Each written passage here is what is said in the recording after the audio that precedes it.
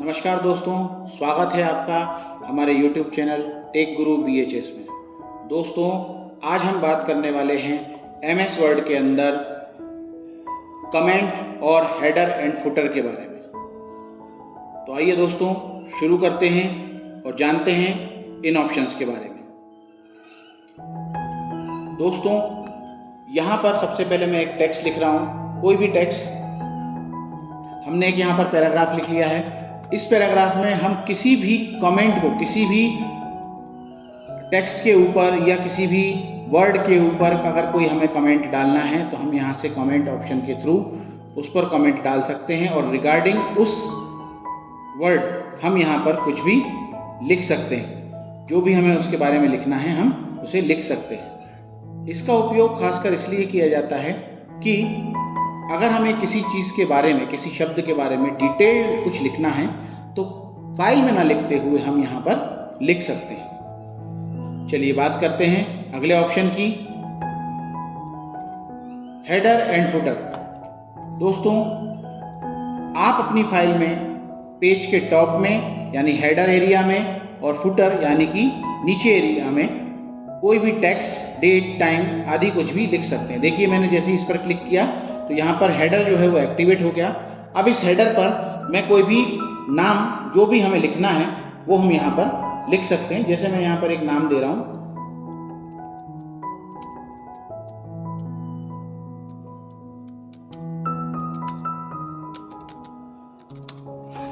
और अब इस टेक्स्ट को लिखने के बाद हम इसकी फॉर्मेटिंग कर सकते हैं। लाइक जैसे इसको हमें सेंटर लेना है तो हम इसे सेंटर ले लेते हैं। इसका फॉन्ट साइज अगर हमें बड़ा करना है तो हम इसे बढ़ा सकते हैं।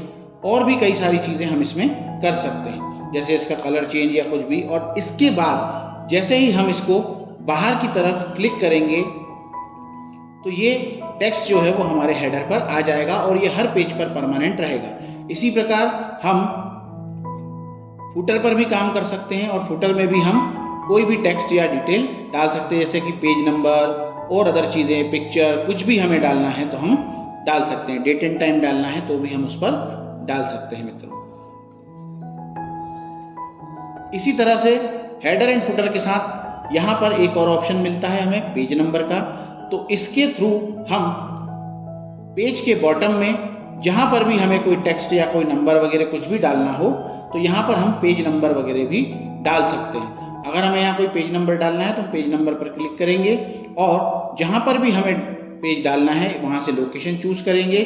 जैसे top of the page left right कहाँ डालना है, bottom of the page left right कहाँ डालना है, हम यहाँ से लेते हैं बॉटम राइट।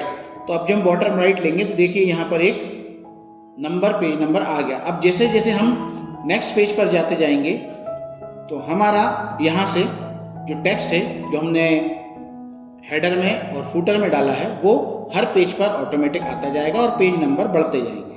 तो देखिए दोस्तों, हम पेज नंबर 2 पर आ गए हैं। तो यहाँ पर ये पेज नंबर 1 था, ये पेज नंबर 2 आ गया है, जिस पर जो हेडर हमने डाला है वो तो आ ही रहा है, लेकिन साथ में पेज नंबर ऑटोमेटिक यहाँ पर चेंज होते जा रहे हैं। तो दोस्तों, ये इन्फॉर्मेशन आपको कैसी लगी कमेंट करके ज़रूर बताइएगा।